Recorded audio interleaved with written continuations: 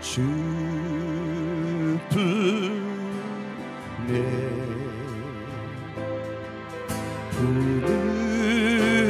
부르소서.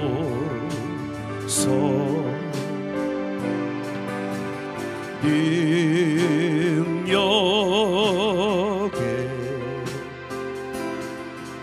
발로 덮으소서. 거친 파도 날 향해 와도 주와 함께 날아오르리. 폭풍 가운데 나의 영혼 잠잠하게 주를 보리라. 주 품에 품으소서. 주 품에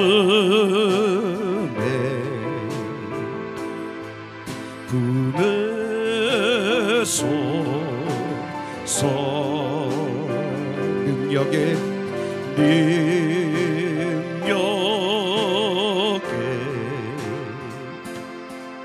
발로 덮으소서. 아멘. 거친 파도 날 향해 와도 주와 함께 날아오르리. 폭풍 가운데 나의 영혼 잠잠하게 주를 보리라. 거친 파도 날 향해 와도 주와 함께 날아오르리. 폭풍 가운데 나의 영혼 잠잠하게 주를 보리라. 주님 안에 나 거하리. 주님 안에 나 거하리.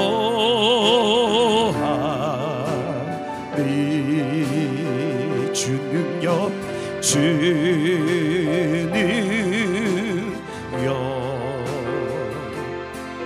나 잠잠히 믿네. 아멘. 거친 파도 날 향해 와도 주와 함께 날아오르리. 폭풍 가운데 나의 영혼 잠잠하게 주를 보. 아멘. 거친 파도 날 향해 와도 거친 파도 날 향해 와도 주와 함께 날아오르리. 폭풍 가운데 나의 영혼 잠잠하게 주를 보리라. 아멘. 전부터 주 품에 안으소서. 주 품에 품으소서. 품으소서. 능력의 팔로 능력의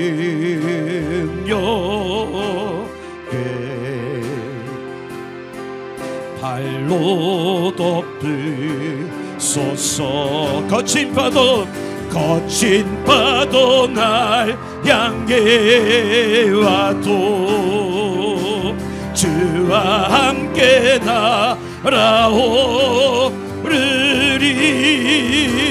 폭풍 가운데 나의 영혼 잠잠하게 주를 보. 아멘. 거친 파도 날 향해 와도 거친 파도 날 향해 주님과 함께 날아오르리.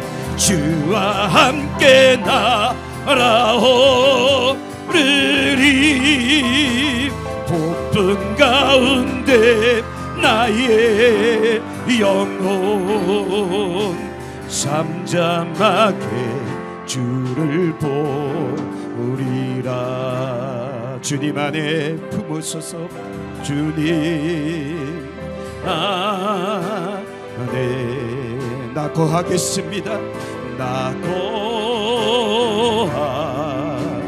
거하리. 주 능력 주 능력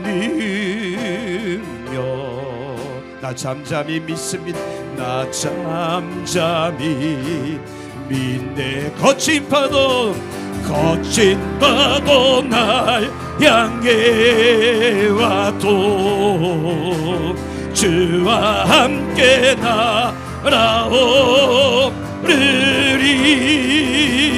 복분 가운데 나의 영혼 잠잠하게 주를 한 번 더. 거친 파도 날 향해 와도 거친 파도 날 향해 와도 주와 함께 날아오르리. 복분 가운데 나의 영혼 잠잠하게 주를 보리라. 거친 파도 날 향해 와도 주와 함께 날아오르리. 복분 가운데 나의 영혼 잠잠하게 주를 보리라. 할렐루야, 할렐루야. 함께 받으실 하나님의 말씀은요, 열왕기하 4장 말씀입니다. 구약성경 567쪽 열왕기하 4장 32절부터 37절까지 32절에서 37절까지 우리 같이 함께 한 목소리로 합독합니다. 엘리사가 집에 들어가 보니 아이가 죽었는데 자기의 침상에 눕혔는지라.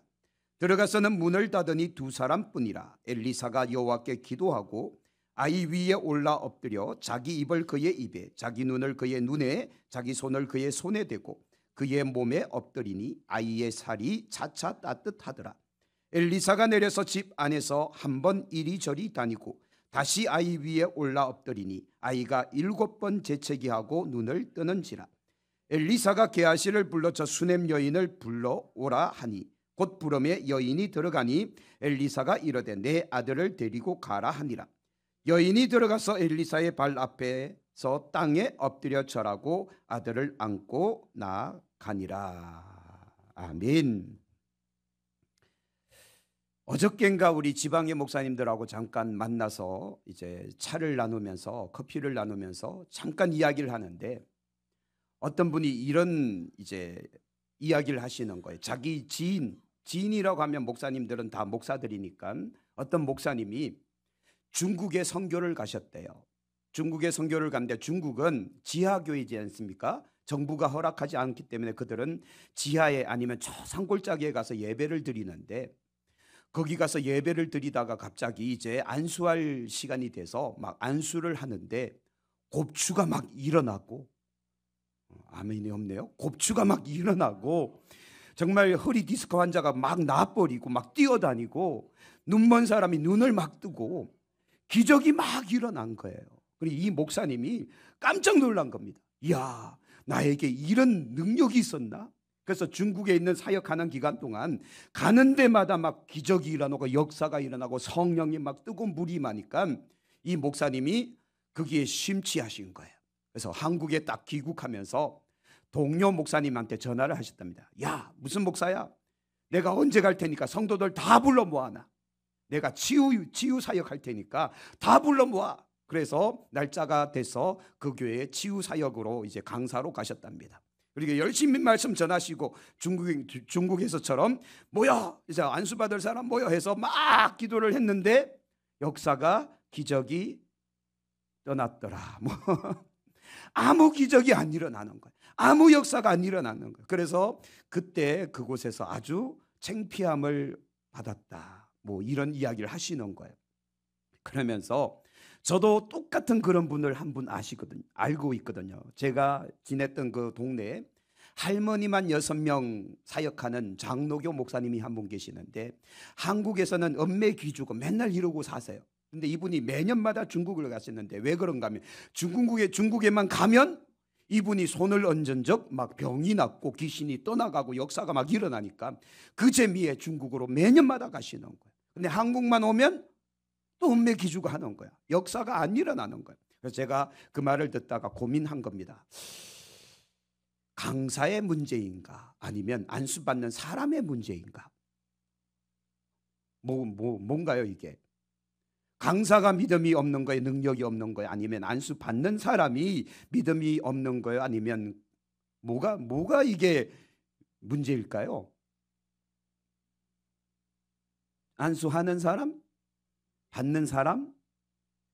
근데 진짜 정답은 뭔가 하면 우리 고린도 전서 우리 성경적으로 풀어야 될 거 아닙니까? 이건 우리가 그냥 찍어서 맞히는 것보다는 성경 안에서 우리가 찾아야 돼요.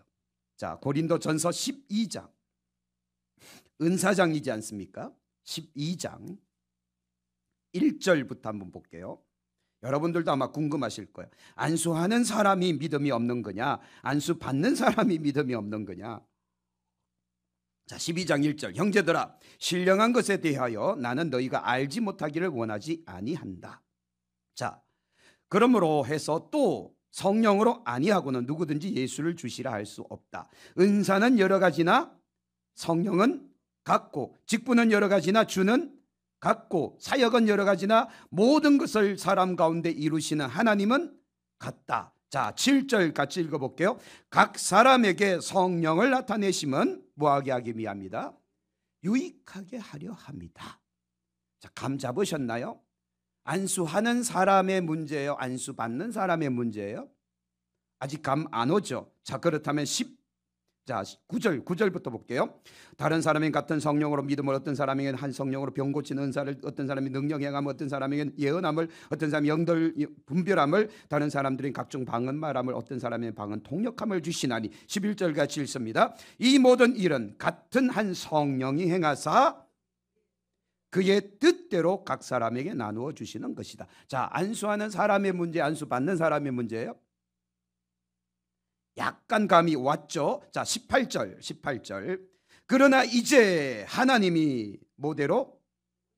원하시는 대로 지체를 각 몸에 두셨다. 자, 그래서 이 모든 근원, 문제의 근원은 누구에게 있는 겁니까? 그렇죠, 하나님께 있는 거예요. 중국의 지하교회 그곳에서 그 역사가 필요했기에 그 강사를 사용하신 겁니다. 강사가 믿음이 있고 없고의 문제가 아니고 안수받는 사람의 믿음이 있고 없고의 문제가 아니라 그곳에는 그게 필요해요. 왜냐하면 중국에는 성경 자체가 없습니다. 그래서 한국에 있는 목사님들이 성경책을 하나 들고 가잖아요. 제가 아는 목사님의 간증이에요.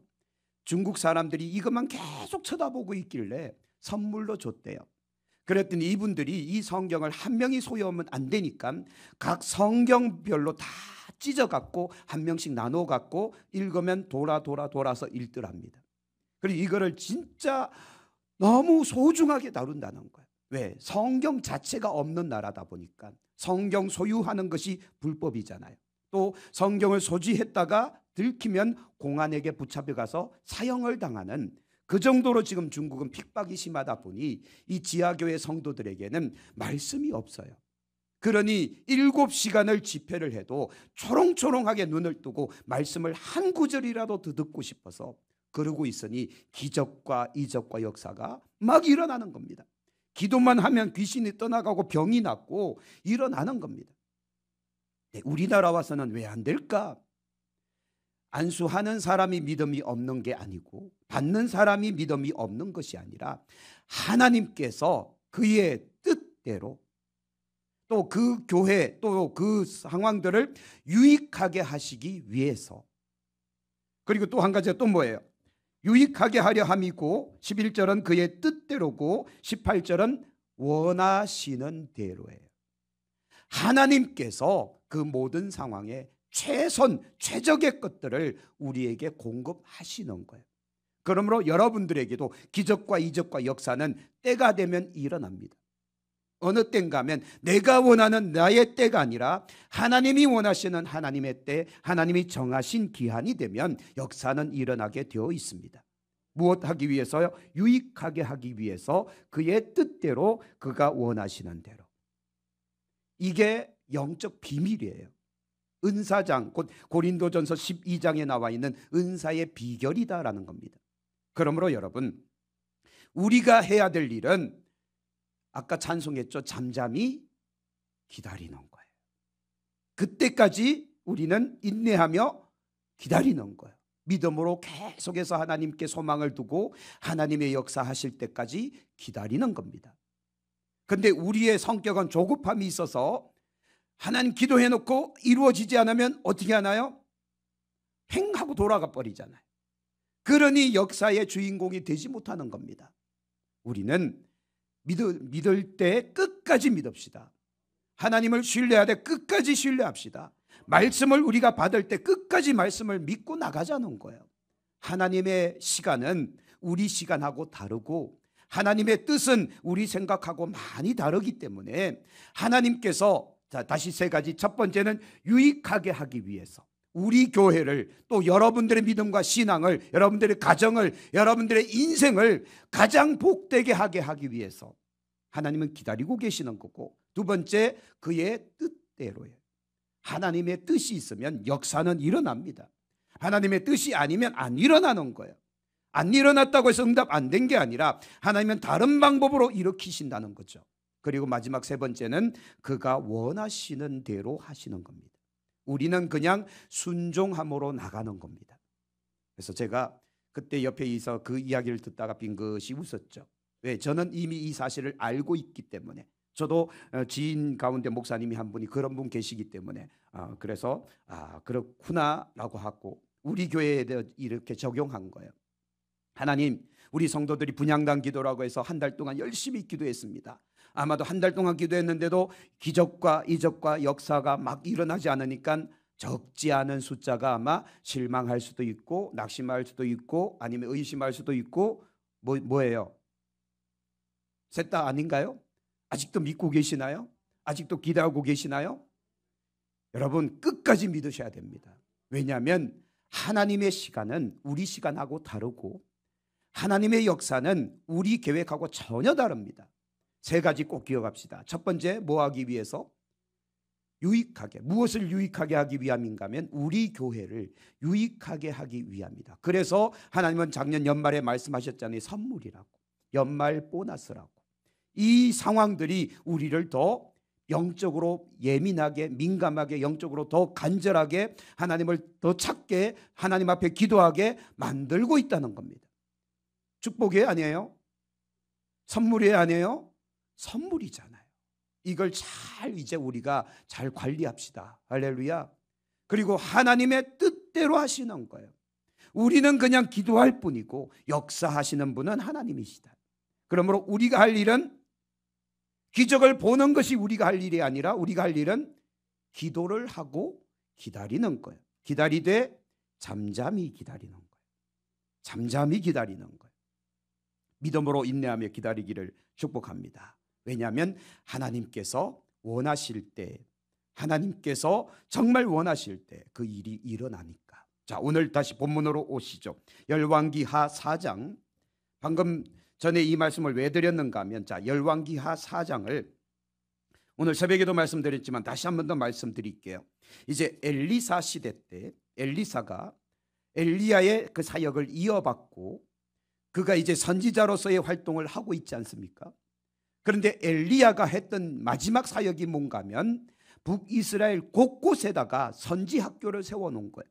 왜냐하면 아합 시대 이세벨 여왕이 모든 하나님의 선지자를 다 죽여버렸기 때문에, 그리고 온 나라가 우상을 섬기도록 만들어놨기 때문에 진짜 전심으로 진심으로 하나님을 섬기는 사람이 없는 시대란 말이죠. 근데 엘리야가 선지학교를 세워서 많은 젊은이들을 이제 하나님의 선지자로 교육하는 그런 학교가 세워지고 엘리야는 떠나버렸으니 엘리사가 책임져야 된단 말이에요. 그래서 이 엘리사가 이 갈멜에서부터 시작해서 갈멜에서 이제는 이 수넴으로, 수넴에서 사마리아로, 사마리아에서 다시 길갈로, 이 먼 거리, 이 거리가 진짜 먼 거리거든요. 성경에는 단 한 단어로, 한 문장으로 기록되어 있으니까 뭐 금방 갔나 보다, 옆 동네 갔나 보다 이렇게 생각하시는데, 이 갈멜산에서 수넴까지의 거리는 여기 문경에서 안동까지의 거리입니다.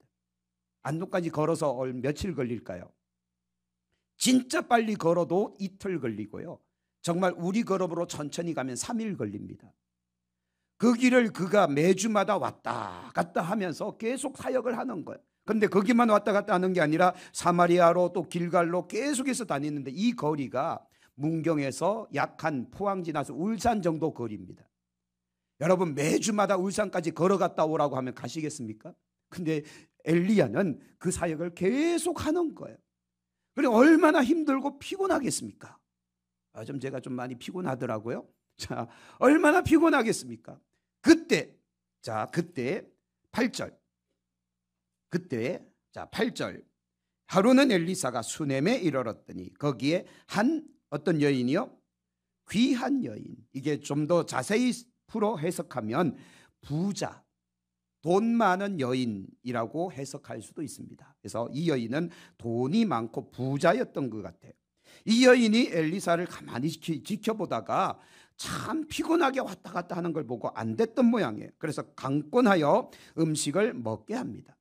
그 음식을 먹기 위해서 그 집으로 들어갔을 때 그 여인이 남편하고 상의를 합니다. 여보, 우리가 저 사람이 참 이 우리나라를 위해서 애쓰는 하나님의 선지자 같은데, 저 사람이 그냥 이 떼약볕이 아니면 저녁 늦게 이 마을을 지나갈 때마다 안타깝지 않소. 그래서 우리가 저를 위해서 방을 하나 만듭시다.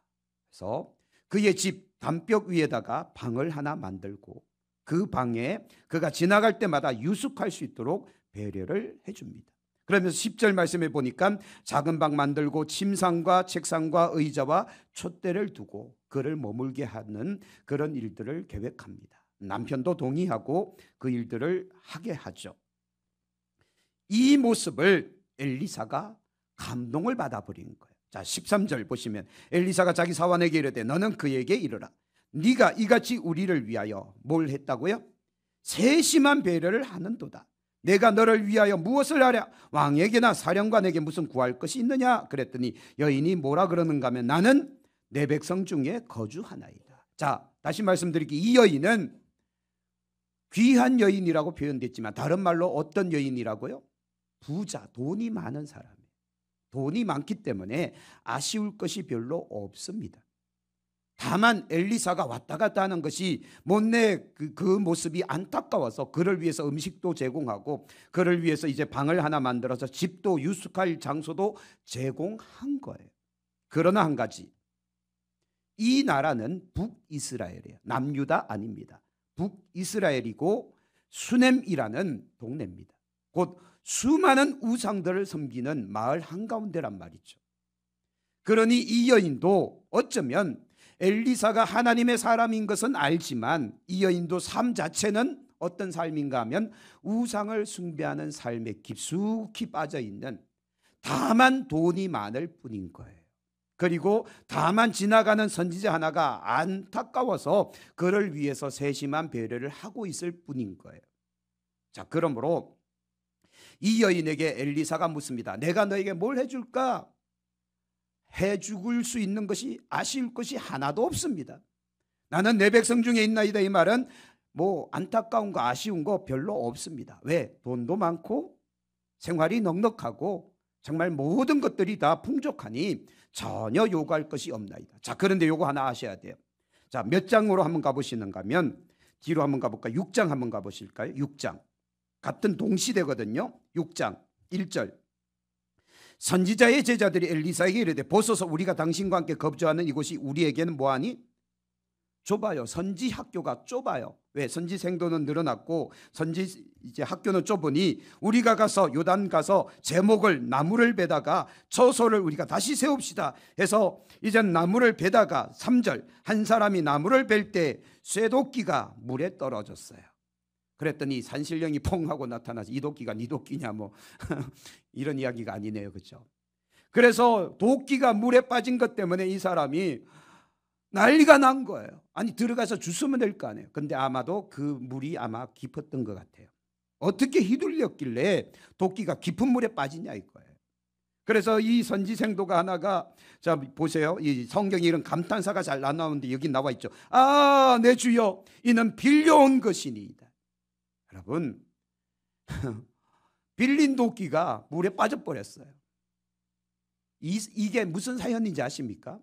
선지생도 선지학교도 가난하고 선지자들도 가난하고 빌려온 그 집도 가난하고 왜냐하면 그 시대는 아합 오므리 왕조 시대잖아요. 아합과 이세벨 그리고 그 아들들이 통치했던 시대에 끊임없이 하나님께서 흉년을 주시고 막 전쟁 주시고 하니까 먹고 살기 정말 힘든 시대란 말이죠. 그러니까 너나 나나 할 것 없이 전부 가난한 시대예요. 전부 가난한 시대. 이전에 우리가 엘리사가 한 여인에게 집에 들어가서 이 여인이 이제 기름 한 병밖에 없는 그 사연 이미 우리가 지나왔잖아요. 그만큼 찢어지게 가난한 시대가 이 시대기에 도끼 한 자루도 없는 정말 불쌍한 선지생도 모습을 우리는 보는 겁니다. 나중에 뒤에 보면 또 이제 국을 해먹는데 국을 해먹었는데 뭐 이상한 독이 들어있다 뭐 이런 사연도 있지 않습니까? 얼마나 먹을 것이 없었으면 들풀을 떠다가 그걸 갖고 먹을 걸 하느냐 이거예요. 근데 오늘 수넴 여인 어떤 여인이라고요? 부자예요. 이와 같은 가난, 이와 같은 살기 어려운 상황들 아무 상관없는 넉넉하고 풍족하고. 자, 여러분 부럽죠? 뭐 별론가요? 넉넉하고 풍족하고 부자로 정말 뭔가 떵떵거리며 살 수 있는 그런 인생 부러우시지 않습니까? 근데 진짜 중요한 거, 이 여인에게 정말 필요한 것은 왕이나 군대 장관에게 이야기해서 좀 더 사업이 확장되고 더 많은 돈을 벌고 더 뭔가 권력으로 더 한 걸음 더 나가고 이게 필요했을까요? 하나님은 이 가정에 복을 주십니다. 어떤 복을 주셨는가 하면 아들을 죽여버려요. 이해가 안 되시죠? 이 가정에 복을 주시는데 아들을 죽여버렸다니까요. 이게 이해가 안 되죠. 자, 그러면 한번 자세히 보자고요. 아들을 왜 죽이는 게 이게 왜 복이냐? 자, 이 가정 가운데 필요한 것이 아들이 없는 거예요. 자식이 없는 겁니다. 그래서 그의 엘리사의 사왕 게하시를 보내서 확인했더니 자식이 없나이다. 그랬더니 엘리사가 가서 이야기하지 않습니까? 내년 이맘때 당신들에게 자식이 있을 겁니다. 그래서 얼마나 좋아요, 그죠? 자식이 없었는데 자식이 생기는 거니까. 그런데 자식이 이제 조금 자랐어요. 한 3살 4살 막 아장아장 걷거나 뛰는 그 나이 때 추수 때가 됐는데 18절 추수 때가 됐는데 추수꾼들과 함께 그 밭으로 나간 것 같습니다. 근데 밭으로 나갔다가 자 19절 보시죠. 그의 아버지에게 이르되 내 머리야 내 머리야 머리가 아파요 머리가 아파요 그러는 거예요. 그랬더니 아버지가 엄마한테 보내라. 그래서 엄마한테 가서 엄마 무릎 빼고 이렇게 누워 있다가 그만 죽어버린 겁니다. 아들, 자식이 없는 집안에 아들 하나 낳았는데 그 자식이 갑자기 머리가 아프다고 이렇게 하더니 죽어버린 거예요. 이게 축복입니까? 저주입니까? 그래서 이 여인이 이 죽은 아들을 안고 어떻게 하는가 하면 자 21절 보시죠. 21절 그의 어머니가 올라가서 아들을 하나님의 사람의 침상 위에 두고 문을 닫고 나옵니다. 그의 남편한테는 알리지 않아요. 남편한테 알리면 난리가 날 테니까 또 추수 때이기 때문에 몰래 은밀히 아들을 거기에 엘리사의 방에다가 갖다 놓고는 몰래 나와서 자기 종에게 이야기합니다. 빨리 가서 엘리사를 만나라. 그리고는 자기도 그곳으로 달려가죠. 자, 그랬더니 23절 23절 남편에게 이야기합니다. 내가 좀 엘리사를 만나고 와야 되겠다 그랬더니 남편이 초하루도 아니고 안식일도 아닌데 왜 가고자 하나. 그때 이 여인은 비밀로 하죠. 평안을 비나이다. 그리고는 나귀의 안장을 지우고 자기 사환하고 계속해서 달려가기를 멈추지 마라. 그리고 갈멜산까지 가잖아요. 수넴에서 갈멜까지는 문경에서 안동거리라고 했습니다. 빨리 달려도 이틀 걸려요. 그래서 갈멜산으로 갔는데 이때까지 엘리사에게 하나님은 이 사실을 안 가르쳐 주셨습니다. 수넴 여인이 오고 있는데 좀 낌새가 이상하거든요. 느낌이 좀 싸하거든요. 그래서 하나님께서 내게 숨기셨다 27절에 나와 있죠. 그리고 이 아들이 이 여인이 왔는데 28절 여인이 이르되 내가 내 주께 아들을 구하더이까 나를 속이지 말라고 내가 말하지 아니하더이까. 아들 때문에 지금 난리 난 겁니다. 엘리사가 게하시에게 이르되 네 허리를 묶고 네 지팡이를 손에 들고 가라. 사람을 만나거든 인사하지 말고 내게 인사할지라도 대답하지 말고 내 지팡이를 그 아이 얼굴에 놓으라. 근데 게하시가 엘리사의 지팡이를 가지고 아이 위에 놓았는데 아무 일도 안 일어났죠. 자, 근데 제일 중요한 거 오늘 30절 보시죠. 30절 아이의 어머니가 이르되 그 다음 같이 읽을게요. 여호와께서 살아계심과 당신의 영혼이 살아계심을 두고 맹세하노니 내가 당신을 떠나지 아니하리이다.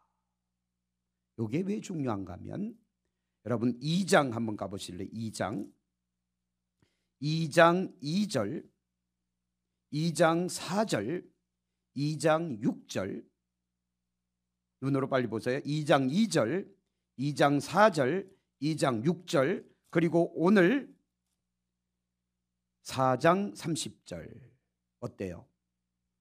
똑같습니다. 2장은 엘리야가 승천하기 전 엘리사가 엘리야에게 그렇게 간곡하게 매달렸던 순간들입니다. 그리고 지금 4장은 이 수넴 여인이 엘리사를 간곡하게 붙드는 그런 내용입니다. 그렇다면 엘리사가 엘리야를 붙들 때 무슨 의도로 그를 붙들었을까? 엘리야가 떠났을 때 엘리사가 외쳤던 말을 보면 좀 이해가 됩니다. 엘리야가 떠날 때 엘리사가 뭐라고 했는가 하면 이스라엘의 마병과 이스라엘의 군대요 라고 이야기합니다. 이 엘리야 한 사람이 온 이스라엘을 지켰단 소리죠. 또 이 엘리야가 불말과 불병과 회오리 바람으로 하늘로 올라가는 모습을 보면서 이 엘리사도 나중에 엘리야의 겉옷을 가지고 요단을 막 치니까 엘리야의 하나님 어디 계시니까 했더니 요단강이 어떻게 됩니까? 갈라지잖아요. 곧 이 엘리사가 엘리야에게 했던 이 간곡함의 이야기는 당신은 하나님의 사람입니다라는 것을 이야기하고 있는 것이고 오늘 이 수넴 여인도 엘리사에게 매달린 것은 당신은 살아계신 하나님의 사람인 것을 내가 믿습니다라는 그 간곡한 표현이라는 거예요. 다시 이해를 돕기 위해서 한 번 더 설명할게요. 그 시대 이스라엘은 오므리 왕조 곧 아합과 이세벨이 통치하던 그 시대입니다. 온 나라가 우상을 섬기던 때예요. 수넴도 역시 우상 숭배 가득 찬 나라 동네고 이 여인도 역시 하나님을 살아계신 하나님으로 인정하는 것이 아니라 그냥 단순히 신들 중 하나의 신으로 또 이 여인은 부자기 때문에 아쉬울 것 하나 없는 온 나라가 다 가난에 찌들어 있어도 이 여인은 전혀 걱정할 것이 없는 그런 풍족한 삶을 살아가고 있기에 하나님이 필요 없습니다. 하나님이 그닥 필요 없다니까요. 근데 자식이 죽어버렸어요. 자식이 없던 집안에 엘리사 때문에 자식이 생겼는데 자식이 죽어버렸어요. 이게 축복이라니까요. 왜냐하면 오늘 이 여인이 엘리사를 찾아가서 그의 발을 부둥켜 안고 이렇게 말합니다. 하나님의 살아계심을 두고 맹세합니다. 또 당신의 생명을 두고 맹세합니다. 당신이 내가 당신을 떠나지 않겠나이다. 우리나라 말로 쉽게 이야기 위해서 풀이한다면 오직 나는 하나님만을 바라보나이다. 이 소리입니다. 당신은 하나님의 사람이니 당신밖에 없습니다. 이 소리입니다. 그래서 엘리사에게 매달리는 겁니다. 만약 이 여인이 일상생활 속에서 엘리야에게 이렇게 매달리려면 얼마나 큰 믿음이 있어야 될까요? 안 매달릴걸요. 왜? 부자잖아요. 부족한 게 없잖아요. 오히려 엘리사를 막 먹여주니까 목에 딱 깁스하고 엘리사 오셨습니까? 할 거 아니에요. 봉투 딱 내밀면서 용돈 쓰세요. 이렇게 할 거 아니에요. 근데 오늘은 그의 발을 부둥켜 안고 울면서 매달리는 겁니다. 당신의 하나님은 살아계신 하나님, 당신은 하나님의 사람인 것을 믿습니다. 그래서 이 열왕기하 4장 수넴 여인의 이 기록에는 엘리야 시대 때 사르밧 과부가 고백했던 그 고백이 안 나와 있습니다. 일부러 뺀 것 같아요. 사르밧 과부가 어떻게 고백하는가 하면, 내가 이제야 당신은 하나님의 사람이요 당신 입에 있는 여호와의 말씀이 진실한 줄 아나이다. 이 고백이고, 자, 한 장만 뒤로 넘겨볼게요. 5장 15절 같이 읽을게요. 나아만이 모든 군대와 함께 하나님의 사람에게 돌아와서 그의 앞에 서서 이르되, 같이 읽어요. 내가 이제 이스라엘 외에는 온 천하에 신이 없는 줄 아나이다. 청하건대 당신의 종에게서 예물을 받으소서. 아람의 군대 장관 나아만의 고백이에요. 온 세상에, 온 천하에 하나님 외에는 신이 없다는 거예요. 할렐루야. 이 고백을 듣고 싶은 거예요. 그래서 엘리사의 기적과 이적들이 일어나고 있는 겁니다. 오늘 이 수넴 여인에게 아들, 곧 자식이 죽은 것, 아들 하나 죽은 거 저주예요, 축복이에요? 자, 오늘 새벽에 이렇게 말씀드렸습니다. 세상적인 성공, 세상적인 부유함, 이것이 우리에게 과연 축복일까? 그게 올무가 될 수 있습니다. 왜? 아쉬운 게 없으니까. 아무 염려 걱정 없는 평안함의 시대, 우리에게 축복일까 저주일까? 어쩌면 저주가 될 수 있습니다. 왜? 걱정 염려 없는 시대에는 내가 아무런 갈급함과 또 애끄름과 또는 긴박함이 없기 때문에 하나님이 필요 없다는 소리입니다. 그러나 오늘 위기가 닥쳤어요. 위기가 아니죠. 문제가 생겼어요. 이 여인에게 정말 피눈물 날 만한 이 상황들이, 사건이 발생했어요. 그때 그는 엘리사를 찾아가고 엘리사의 발을 부둥켜 안고, 당신의 하나님은 진짜 살아계신 하나님, 당신은 하나님의 사람인 것을 제가 믿습니다. 그랬더니 엘리사가 가자 해서 가서 진짜 이 아들을 살려버리잖아요. 우상이 가득한 시대, 불신앙의 시대, 정말 하나님을 조롱하던 시대, 그 시대에 한 여인이 하나님께로 나오는 놀라운 구원의 역사가 일어난 겁니다. 아들이 죽은 것이 저주가 아니라 축복이었던 겁니다. 여러분, 우리가 그래서 우리 삶의 고난을 대하는 태도, 우리 인생에 펼쳐지는 수많은 어려움을 대하는 태도, 그것에 마냥 내 마음 두고 그것에 내가 마냥 집중하다가 그것을 슬퍼하고 애통해하고 그것에 막 비통해하고, 이게 우리가 취할 행동이 아니라 이 안에 하나님의 뜻이 있겠구나. 성경의 내용이 그렇거든요. 이 여인에게 아들을 줬다가 아들을 죽여버리는 것은 하나님의 뜻이죠. 왜냐하면 이 여인이 엘리사를 위하여 세심한 배려, 주도 면밀하게 엘리야를 공개하는 모습을 보고 하나님도 감동받으신 거예요. 야, 이 사람은 내가 구원해야 되겠다 작정하신 것 같아요. 그러나 평범한 삶으로는 그가 구원받을 방법이 별로 없다 보니까 진짜 그 여인에게 가장 가슴 아픈 일이지만, 그러나 달리 보면 가장 큰 축복이 죽였다가 살려낸 거예요. 그러니 하나님이 살아계심을 인정할 수밖에. 나아만 장군도 문둥병 걸렸다가 나음을 얻잖아요. 이제 내가 온 천하에 하나님 외에는 신이 없음을 고백한다. 내가 내 나라에 가서도 왕이 아람에 있는 우상들을 섬길 때 내가 혹시 저라더라도 나를 용서하소서. 내 마음의 중심은 여호와를 섬기나이다. 엘리사에게 부탁하잖아요. 그처럼 하나님은 그 한 여인을 구원하셨고, 그 한 여인을 만나주셨고, 그 한 여인에게 큰 복을 주신 겁니다. 우리들도 위기는 오히려 우리가 능력받을 기회요, 복받을 기회요, 우리 믿음이 굳건해질 기회요, 우리가 영성이 깊어질 기회요, 영의 눈과 귀가 열려서 하나님의 음성을 듣고 하나님의 그 놀라운 역사를 볼 수 있는 기회다라는 걸 믿으시기를 축복합니다. 우리가 이 사실들을 깨달아야 돼요. 제가 예전에 말씀드렸죠. 하나님은 정확하게 말씀하신다고, 제가 오늘 이 본문을 일부러 고의로 선택한 것이 아니라 계속 새벽마다 이렇게 진행해 오다 오늘 여기가 본문이 된 거예요. 그래서 오늘 새벽에 말씀드리고 저녁에 또 말씀드리는 겁니다. 오늘 우리가 처한 상황, 이 상황에 대해서 여러분 너무 주눅들지 마시고, 너무 슬퍼하지도 마시고, 너무 염려 걱정하지 마시고, 낙심하거나 실망하지 마시고, 오직 모든 소원을 하나님께 두고 우리는 믿음으로 나갑시다. 하나님을 바라볼 때 하나님은 역사하신다. 우리가 생각하지 못했던 방법으로 하나님은 역사하시는데, 오늘 수넴 여인 아들을 죽여버리는 것이 인간적으로 볼 땐 이럴 수 있느냐 말할 수 있겠지만, 그러나 하나님의 입장에서는 이 방법이 최선의 방법이었고, 이 방법이 가장 단시간에 하나님을 믿게 할 수 있는, 하나님께로 돌아오게 할 수 있는 최고의 방법이었기에 이 방법을 선택하셨던 겁니다.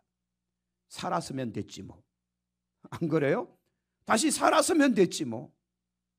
그 이후의 이야기는 나와 있지 않지만, 그러나 어둠의 시대, 북이스라엘 아합 오므리 왕조의 시대, 모든 나라 백성들이 우상을 섬기는 시대, 한 사람이 여호와께로 돌아왔다는 거, 한 사람이 하나님께로 돌아왔다는 거, 얼마나 큰 은혜냐 이거예요. 이 여인의 입장에 보면 이 사건은 축복이요, 이 사건은 하나님의 은혜요, 이 사건은 일생 완전 그 삶을 송두리째 바꾸는 구원받는 기회였던 겁니다. 이제 오늘 우리들도요, 우리에게 주어진 이 모든 상황들을 가지고 우리는 재해석합시다. 믿음으로 재해석하자는 거예요. 믿음으로, 말씀으로 우리가 그것을 적용하고, 그냥 슬퍼하거나 주눅들거나 낙심하거나 주눅들지 말고 실망하지 말고 믿음으로 계속 기도하며 나아갑시다. 믿음으로 계속 하나님 바라보며 나아갑시다. 그래서 우리가 정말 하나님께 소망을 둘 때, 하나님은 시편 42편에 말씀하지 않았습니까? 내 영혼아, 내가 어찌하여 낙심하고 내가 어찌하여 불안해하는가? 너는 소망을 하나님 앞에 두라. 그가 나타나 도우심으로 나는 오히려 찬송하리로다.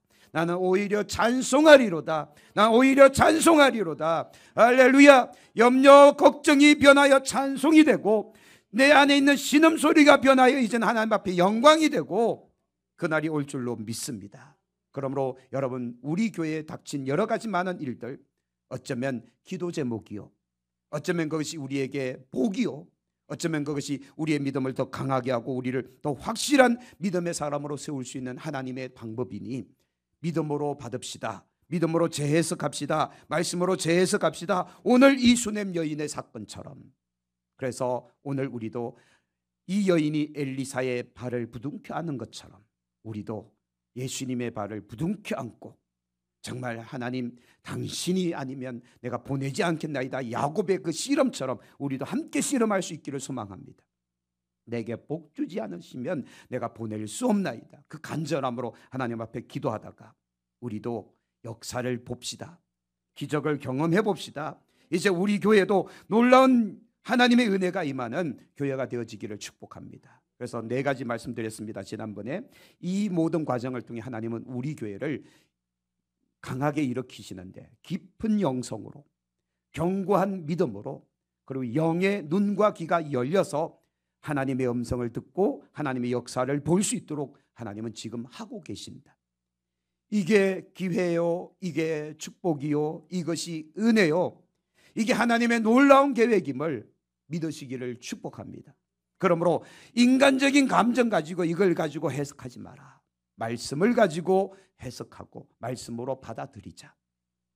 그러면 하나님은 우리의 믿음을 보시고 역사를 일으키실 겁니다.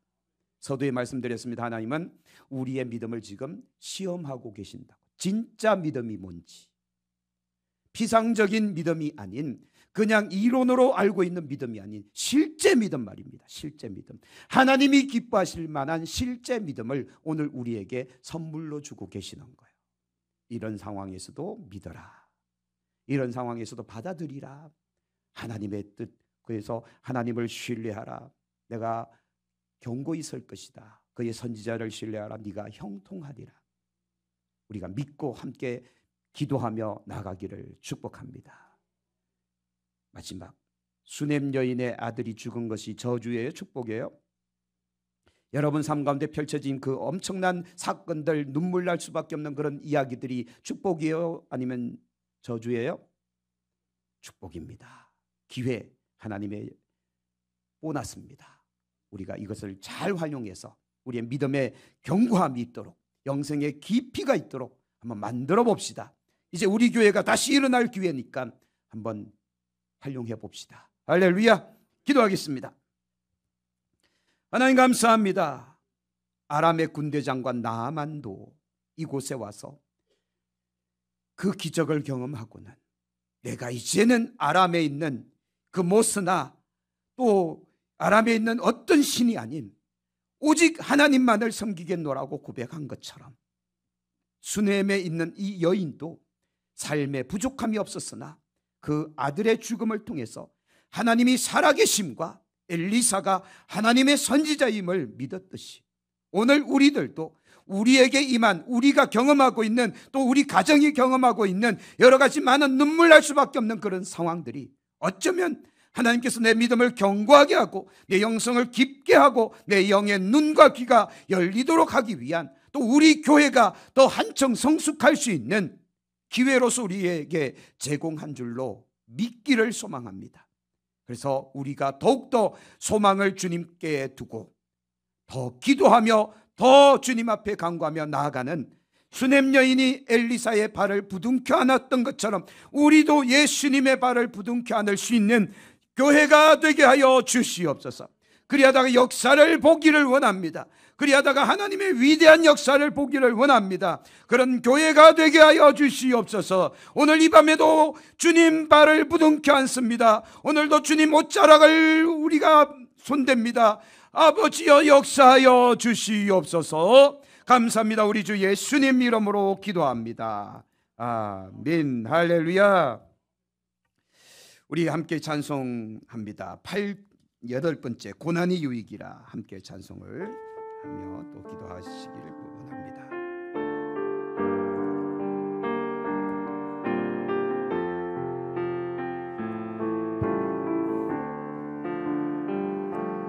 내 짐이 무겁고 힘이 드냐 주를 보라. 고난이 유익이라 주님 말씀하시네. 나의 가는 이 길은 오직 주가 나니 나를 단련하신 후에는 내가 정금같이 나오리. 오늘의 아픔은 내일의 소망이요 쓰라린 아픔 뒤에 축복이 있다네. 아멘. 고난은 인생의 참 의미를 알게 하고 예수님 한 분으로 만족할 수 있어요. 아멘. 나의 가는 이 길은 오직 주가 나니 나를 단련하신 후에는 내가 정금같이 나오리. 고난이 그 그면은 영광도 그는 법 장차 받을 영광과 비교할 수 없다네. 아멘. 고난의 십자가 보배이며 능력이라. 주님을 따르는 자 십자가 져야만 하리. 아멘. 나의 가는 이 길은 오직 주가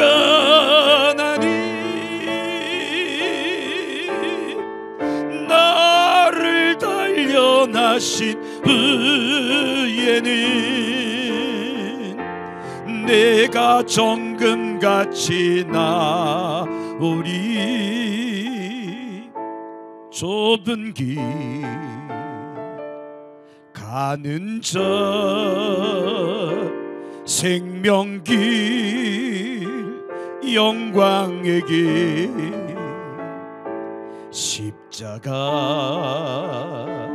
진 후에 멸류관 있으리. 나의 가는 이 길을 오직 주가 하나. 내 뒤에 불 좀 꺼주세요. 나의 가는 이 길은 오직 주가 하나니 나를 단련하신 후에는 내가 정금같이 나오리. 좁은 길 가는 자 좁은 길 가는 자 생명길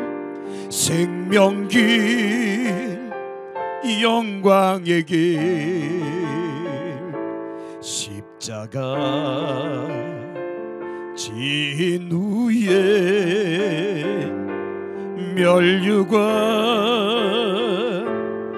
있으리. 십자가 진 후에 십자가 진 후에 멸류관 있으리. 아멘.